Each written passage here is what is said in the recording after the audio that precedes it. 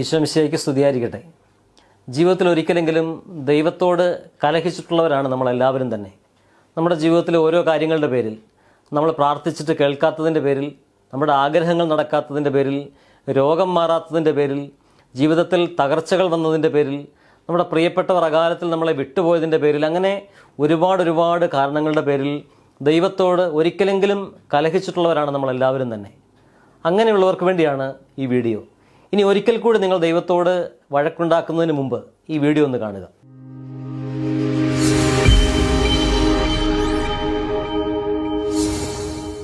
രണ്ടായിരത്തി 2015 പുറത്തിറങ്ങിയ വളരെ മനോഹരമായൊരു ഫാമിലി മൂവിയാണ് angels in the snow.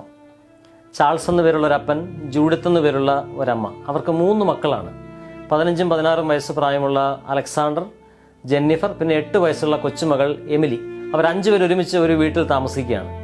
Charles ഒരു വലിയ ബിസിനസ്മാനാണ്. അവർക്ക് ധാരാളം സമ്പത്തുണ്ട്. അതുകൊണ്ട് തന്നെ അവരുടെ ജീവിതത്തിൽ യാതൊന്നിനും അവർക്ക് കുറവുണ്ടായിരുന്നില്ല. പക്ഷേ അവരുടെ ജീവിതത്തിൽ കുറവുള്ള ഒരു കാര്യം ഉണ്ടായിരുന്നു. അതായത് ചാൾസ് ഒരു ബിസിനസ്മാൻ ആയിരുന്നതുകൊണ്ട് തന്നെ അയാൾക്ക് ധാരാളം തിരക്കുകളാണ്.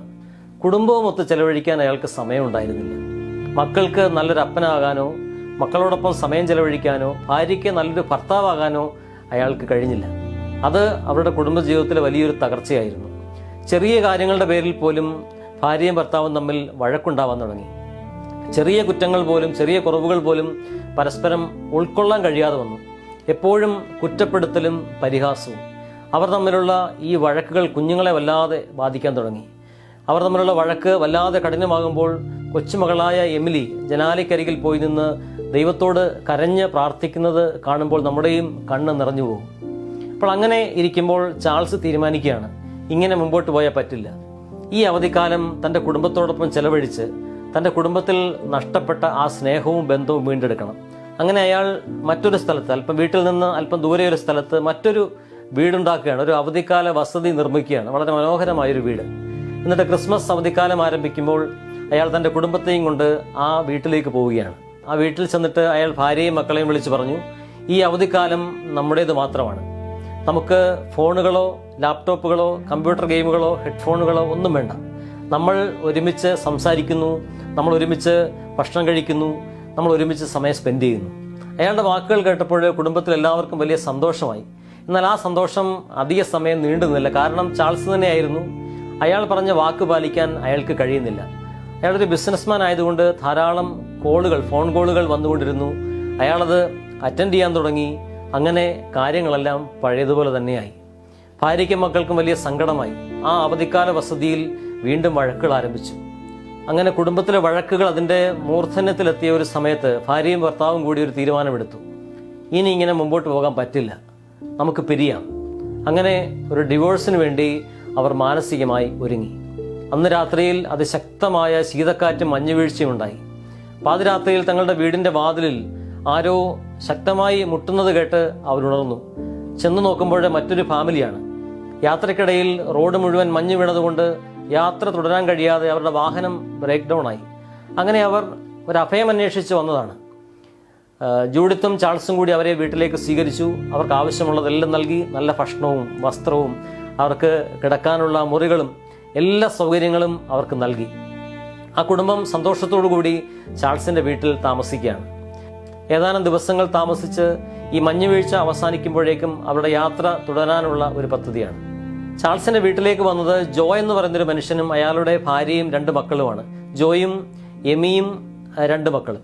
ജോയുടെ കുടുംബത്തിന്റെ പ്രത്യേകത എന്ന് പറയുന്നത് ഭാര്യയും ഭർത്താവും തമ്മിൽ, മാതാപിതാക്കളും മക്കളും തമ്മിൽ വളരെ ഊഷ്മളമായ ഒരു സ്നേഹബന്ധമുള്ളൊരു ഫാമിലിയാണ്. അവർ പരസ്പരം സ്നേഹിക്കുകയും കരുതുകയും ബഹുമാനിക്കുകയും ചെയ്യുന്നുണ്ട്.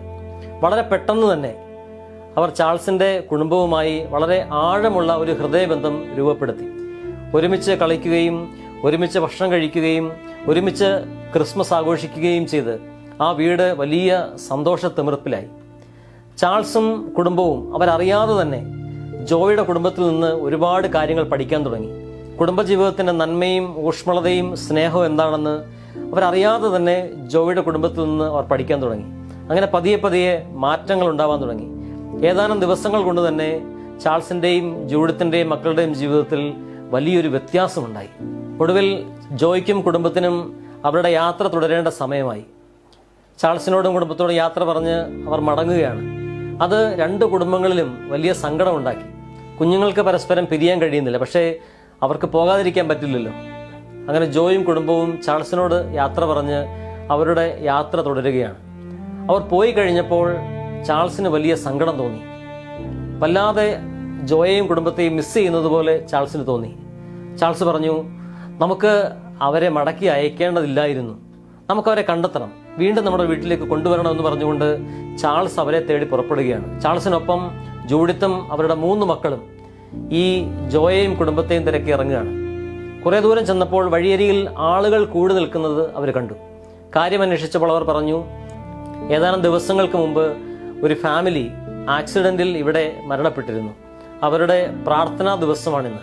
അവർക്ക് വേണ്ടി പ്രാർത്ഥിക്കാൻ വേണ്ടിയാണ് ഈ ആളുകളെല്ലാം ഒരുമിച്ച് കൂടിയിരിക്കുന്നത്. ആളുകൾക്കിടയിലൂടെ ചാൾസ് ആ മരണപ്പെട്ട ഫാമിലിയുടെ അലങ്കരിച്ചു വെച്ചിരിക്കുന്ന ഒരു ചിത്രത്തിലേക്ക് നോക്കി. അത് കണ്ടതും ചാൾസ് ഞെട്ടിപ്പോയി. അത് ജോയുടെയും കുടുംബത്തിൻ്റെയും ചിത്രമായിരുന്നു. ഏതാനും ദിവസങ്ങൾക്ക് മുമ്പ് മരണപ്പെട്ട ജോയും കുടുംബവും എങ്ങനെയാണ് ഇന്ന് രാവിലെ വരെ തൻ്റെ വീട്ടിൽ താമസിച്ചത്? അത് ചാൾസിനും കുടുംബത്തിനും ഉത്തരം കിട്ടാത്ത ഒരു ചോദ്യമായിരുന്നു. ഉള്ളിൽ വലിയ വിസ്മയത്തോടും ഉത്തരം കിട്ടാത്ത ചോദ്യങ്ങളോടും കൂടി ചാൾസും ഫാമിലിയും തങ്ങളുടെ വീട്ടിലേക്ക് മടങ്ങി. വീട്ടിൽ ചെന്നപ്പോൾ കൊച്ചുമകളായ എമിലി ചാൾസിനോട് പറഞ്ഞു, ഡാഡി, എനിക്കൊരു കാര്യം പറയാനുണ്ട്. എന്താ മോളെ? ചാൾസിന്റെ കണ്ണുകളിലേക്ക് നോക്കി എമിലി പറഞ്ഞു, ഡാഡിയും മമ്മിയും കൂടി വഴക്കുണ്ടാക്കുമ്പോൾ ഞാൻ ദൈവത്തോട് പ്രാർത്ഥിക്കുമായിരുന്നു, നിങ്ങളൊരിക്കലും പിരിയരുതേ എന്ന്, നിങ്ങളൊരിക്കലും ഡിവോഴ്സ് ആകരുതേ എന്ന് ഞാൻ പ്രാർത്ഥിക്കുമായിരുന്നു. ദൈവം നമ്മുടെ വീട്ടിലേക്ക് വന്ന് നമ്മുടെ വീട്ടിലെ പ്രശ്നങ്ങളൊക്കെ പരിഹരിക്കണമെന്ന് ഞാൻ പ്രാർത്ഥിക്കുമായിരുന്നു. അങ്ങനെ ദൈവം നമ്മുടെ വീട്ടിലേക്ക് അയച്ച മാലാഖമാരാണ് ജോയും കുടുംബവും. They are snow angels. അവർ മഞ്ഞ് മാലാഖമാരാണ്. അത് കേട്ട് നിറഞ്ഞ കണ്ണുകളോടെ ചാൾസ് തൻ്റെ മകളെ തൻ്റെ നെഞ്ചോട് ചേർക്കുകയാണ്. പ്രിയപ്പെട്ട സുഹൃത്തുക്കളെ, ദൈവം അങ്ങനെയാണ്.